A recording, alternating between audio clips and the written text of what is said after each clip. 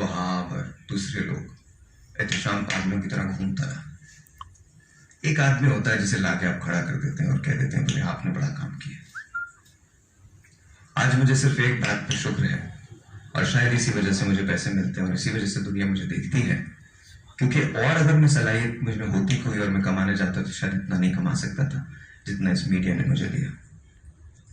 तो ये अस्पताल जब बनेगा तो उसमें उस मीडिया का बहुत बड़ा दखल होगा, बहुत बड़ा दखल होगा, जिसने आप सबके सामने मुझे पेश किया।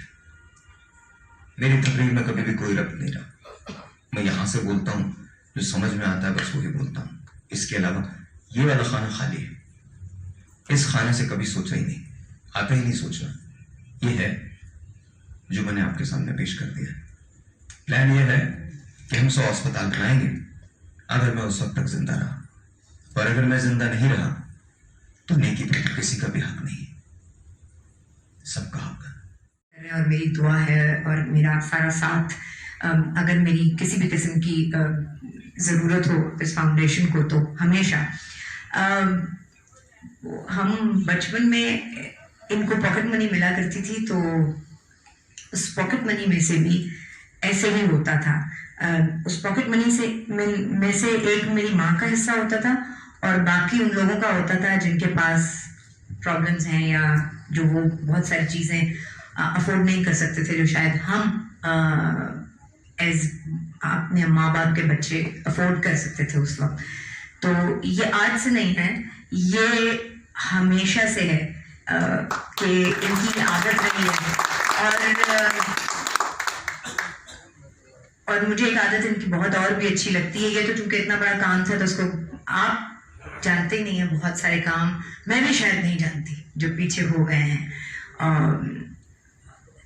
कुछ लोग नजर कुछ आते हैं, अंदर से होते कुछ हैं, लेकिन बड़े वही होते हैं, क्योंकि जो प्याला होता है जितना ज्यादा गहरा होता है वही प्याला भर सकता है। तो मुझे इनकी शख्सियत का, जाहिर है मेरे भाई हैं, मेरा प्यार तो एक बिल्कुल डिफरेंट वो है, उसमें है, नौयत ही डिफरेंट है, लेकिन ये इनकी एक शख्सियत का एक और हुस्न है जो कि शायद हम सब पर उतना यहाँ भी नहीं है जितना होना चाहिए। और यही बड़ी बात है, ये बहुत अच्छी बात है कि नहीं है यहाँ, वो इनके उनके रब तक रहना चाहिए। बट मैं एज बहन आज बहुत फ़ख्र महसूस कर रही हूँ कि मेरे भाई ने की जो कोशिश जो बचपन से थी वो आज यहाँ पहुँची, और मुझे पूरी उम्मीद है कि अल्लाह मियाँ इनके साथ है, और बहुत सारे आप जैसे और फरिश्ते इनके साथ मिलते जाएंगे, और बहुत अच्छा काम।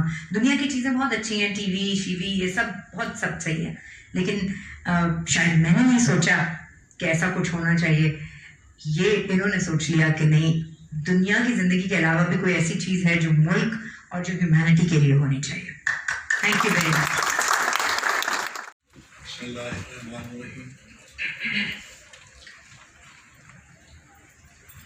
बहुत कुछ आपने सुना और मेरे ख्याल में मेरे लिए और कुछ ज़्यादा कहना मैं क्या कहूँ। मेरे बच्चे सभी अच्छे हैं, बहुत ज़्यादा, और तकरीबन सभी लोगों को आप जानते होंगे,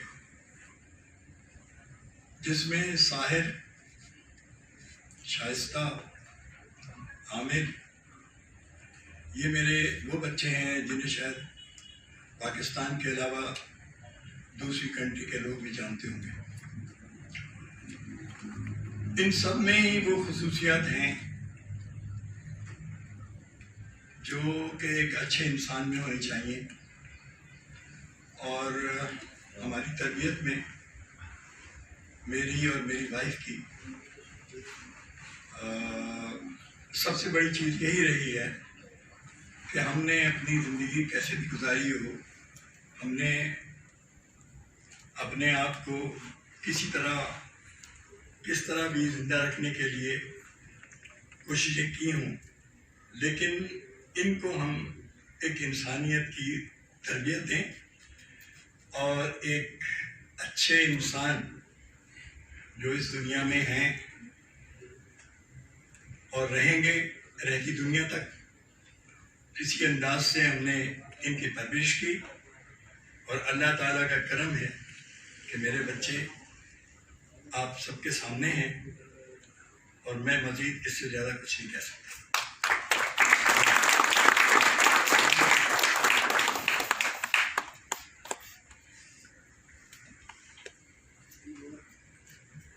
आज इस MOU साइनिंग सेरेमनी से और मैं शायद ये मुझे करने भी नहीं आती चीजें, मैं बहुत नॉर्मल सीधी बात करने वाला आदमी हूँ। हर जगह मेरे 4-5 सलवार कमीजें मुझ पहन के चला जाता हूँ, and I think that's okay, कोई इससे फर्क नहीं पड़ता।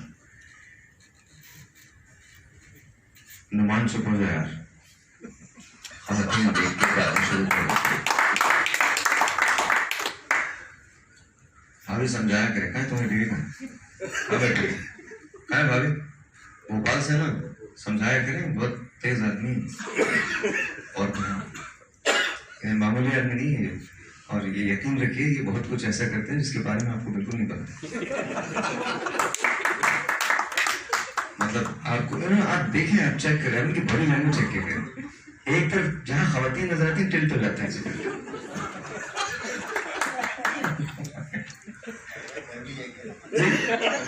आज अपने घर तक मना सके, बाकी किसी के घर में चले। यहाँ जितने मेहमान हैं, डॉक्टर साहब बैठे हैं, सही साहब, thank you so much, and so black. इंसानी साहब बैठे हैं, प्रोफेसर साहब तशरीफ रखते हैं, और फैजानी साहब मौजूद हैं, डॉक्टर फैसल मौजूद हैं, मेरे फादर मौजूद हैं, गुजार नूर साहब मौजूद हैं, शाइस्ता मौजूद हैं, वहाँ मेरे बड़े भाई मौजूद हैं, आमिर लोधी साहब, वहाँ डॉक्टर नदीम मौजूद हैं, डॉक्टर फरहाद मौजूद हैं, एहतशाम मौजूद हैं, माय हीरो डॉक्टर फ़ख़ार मौजूद हैं, उनकी मिसेस कैसर फ़ख़ार साहबा मौजूद हैं, मेरा एक भाई सिर्फ पाकिस्तान टूर पे है, ताहिर, अपने पूरी फैमिली के साथ। मैं 2-4 बातें करूँगा, बहुत ज़्यादा बातें नहीं करूँगा, क्योंकि जान लो कि हम सबको जाना है, आप लोगों को भी जाना है, आप लोग बहुत एरिया बैठे हैं। जब हमने सफ़र शुरू किया था तो रानी साहब हमारे साथ हैं, और तब से साथ हैं। थैंक यू रानी, आपका बहुत बहुत शुक्रिया। आप यहाँ हमारे मेरे दोस्त हैं शानी साहब, वो भी हैं मौजूद। किसी का नाम रह गया तो प्लीज बाद में मुझे कह देना, माजरत। ये सही है कि मैं ये करता हूँ, अपनी जेब से करता हूँ, पर मैं कसम खा के कहता हूँ इसमें मेरा कुछ भी नहीं। मैं अक्सर अपने आप को जब स्क्रीन पर देखता हूँ तो सोचता हूँ कि मुझे में तो ऐसी कोई भी बात नहीं कि लोग 15 साल से मुझे देखें। एज गॉड माई विटनेस, ये मैं सच बात कह रहा हूँ, एज गॉड माई विटनेस, मुझे नहीं लगता कि मुझमें कोई ऐसी बात है। मेरे अल्फाज सेम ही होते हैं, अंदाज वही होता है। 15-20 साल से एक ही बात करने की कोशिश कर रहा हूँ। न शक्ल में कुछ ऐसा आदमी हूँ, बहुत बड़े बड़े लोग हैं पाकिस्तान में, आकाश में फवाद जैसा गुड लुकिंग होता, पर शायद चीजें डिफरेंट होती हैं। पर मैं बहुत एक नॉर्मल सा आदमी। बचपन से अल्लाह मियां ने सिर्फ एक सलाहियत दी थी कि मैं बोल लिया करता था, बोलने के अलावा मेरे पास कोई सलाहियत नहीं थी। बचपन से सिर्फ एक यही काम आता था कि बस जब भी लोगों के सामने खड़ा हुआ, 4-5 बातें कर ली, 10-12 बातें कर ली, लोगों ने तालियां बजा दी।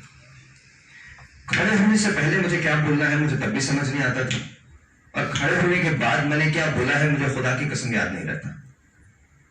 मैंने कभी जिंदगी में स्क्रिप्ट का सहारा नहीं लिया। कहने का मकसद यह है कि मैं एक गैर मामूली आदमी हरगिज हो ही नहीं सकता। मेरा रब गैर मामूली है जिसने मुझे वो सलाहियत अता की है जिसकी बुनियाद पे लोग मुझे देखते हैं।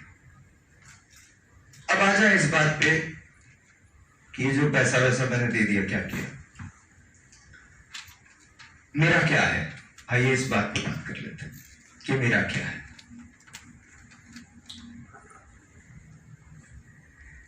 छोटा सा एक वाक़या आपको बताऊंगा। मैं नया मैंने जियो ज्वाइन किया था, तो नई 10 लाख रुपए की सैलरी मिलना शुरू हो गई थी। तो मेरे लिए वो बड़े पैसे थे, 10 लाख रुपए और एक गाड़ी, बहुत बड़ी बात थी। ये तो कभी जिंदगी में सोचा नहीं था कितने पैसे मिल जाएंगे। तो घूमने के लिए चले गए, थाईलैंड चला गया मैं घूमने के लिए। एक रोज रात को, अच्छा मैं म्यूजियम जाने वाला आदमी हूं, तो जाती एहसास हो गया गलत जगह आ गया। समझ तो गए होंगे आप लोग। तो हैरान कौन बातें थी मुझे समझ में नहीं आया, पर चलो अब तो आ ही गए, टाइम गुजार लेते हैं। खाना खा के मैं और मेरी मिसेज हम टहल रहे थे, तो मैंने एक शख्स को देखा जो एक रोड पे बैठा हुआ था। उसके हाथ नहीं थे, हाथ की जगह 2 छोटे छोटे पग थे ऐसे, और टांगे नहीं थे। तो मैंने उसे कुछ पैसे निकाल के जेब से दे दिए। फिर उसके बाद हम आगे निकल गए। अगले दिन फिर खाना खाया, फिर टहलने निकले। फिर उस शख्स को देखा, उसने मुझे देखा, वो भी मुस्कुराया, मैं भी मुस्कुराया। उसे भी ये पता था कि शायद आज भी पैसे दूंगा मैं। और मेरे दिल में एक ख्याल आया उसे देख के कि भी कल ही तो दिए थे, और ये सोच के मैं आगे बढ़ गया। कोई 10 कदम चला होगा कि मैं रुक गया वहां। मैंने ब्रीज से कहा कि यार वापस चल। क्यों, क्या हुआ? मैंने कहा नहीं वापस चलो। हम वापस गए। मैं वहां उसके पास बैठ गया नीचे। वो भी रोने लगा, मैं भी रोने लगा। हम दोनों की आंखों में आंसू थे। ना उसे अंग्रेजी आती थी, ना मुझे थाई आती थी। मैंने जेब से जितने पैसे निकाल, जो मेरे पास था उस वक्त, मैंने वो सब निकाल के उसके आगे दे दिया और उससे माफी मांगने लगा। हम उठे, हम चले, तो मेरी बीवी ने मुझसे सवाल किया कि ये क्या?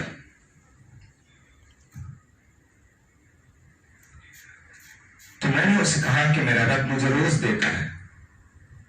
उसने मुझे एक रोज ये नहीं कहा कि अभी तुझे कल ही तो दिया था। और मैं उसके दिए हुए पैसों में से, उसके दिए हुए रुपयों में से, ये कैसे मुमकिन है कि जो मेरे पास आ रहा है, जिसकी आंख में एक फरियाद है, मैं कैसे न दूं? मेरा है क्या? मैं आपको बताता हूं मेरा क्या है। ये जो कपड़े पहने ये भी नहीं है। मैं 2, 4, 5, 10 सालों में नहीं होऊंगा। आप लोग मुझे एक सफेद से कपड़े में लपेटेंगे, टॉफी बनाएंगे, एक गाड़ी होगी जो मेरा इंतजार कर रही होगी। उसके अगर गाड़ी ले लीजिएगा, खुदा का वास्ता, बड़ा लंबा सफर होता है, गर्मी भी बहुत होती है, तो मुश्किल हो जाएगी। गाड़ी प्लीज रखिएगा।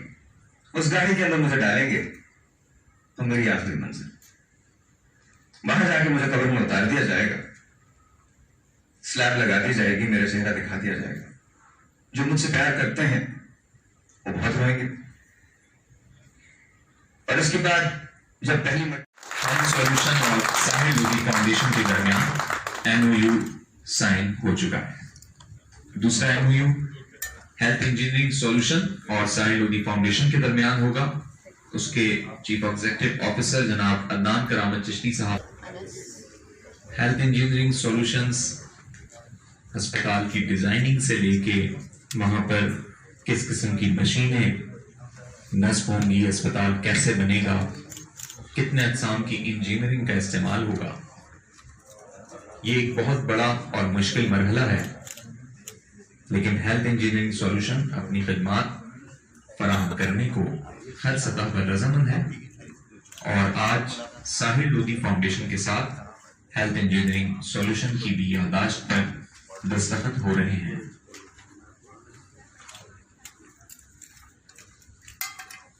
भरपूर तालियां हेल्थ इंजीनियरिंग सॉल्यूशंस और साहिल लोधी फाउंडेशन।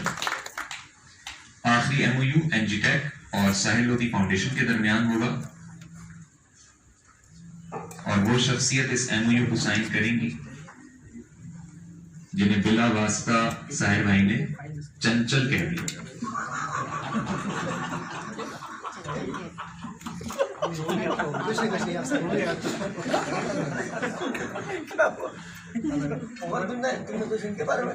मैंने कहा कि जितना कुछ आपने कहा वो एक लफ्ज में अगर बयान किया जाए तो वो लफ्ज है चंचल। बेटा वो लफ्ज तो कोई और है तो हम कह नहीं सकते, वो लफ्ज कोई और है उमर को, मैं तो बाद में बताऊंगा।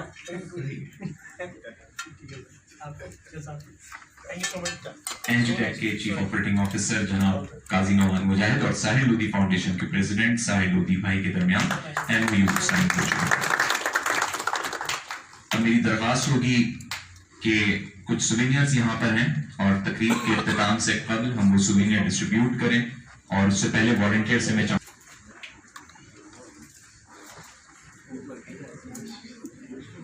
चेयर्स को भी यहाँ से हटा दीजिएगा और बीच में मैं चाहूंगा कि वो आगे तक इन सोवेनियर्स को पहुंचाएं। सबसे पहले आलमगीर वेलफेयर ट्रस्ट से ताल्लुक रखते हैं जनाब डॉक्टर रफीक साहब।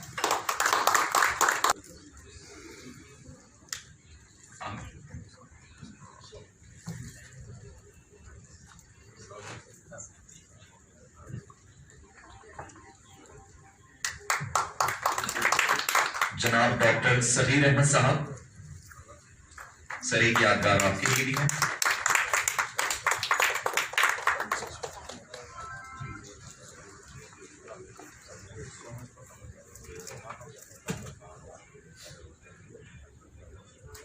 प्रोफेसर डॉक्टर मसूद हमीद साहब,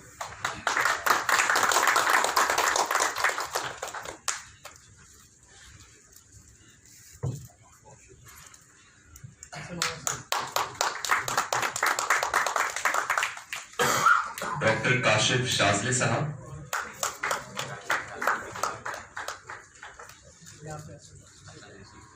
असद से मेरी गुजारिश होगी कि डॉक्टर काशिफ के बिहाफ पे आप उनका सोवेनियर रिसीव करेंगे। कुरैशी साहब, ब्रिगेडियर जुबैर शेख साहब,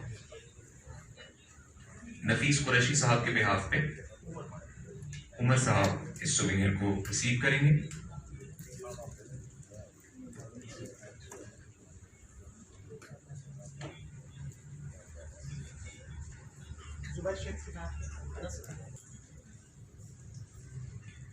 और अब जनाब डॉक्टर जाहिद अंसारी साहब,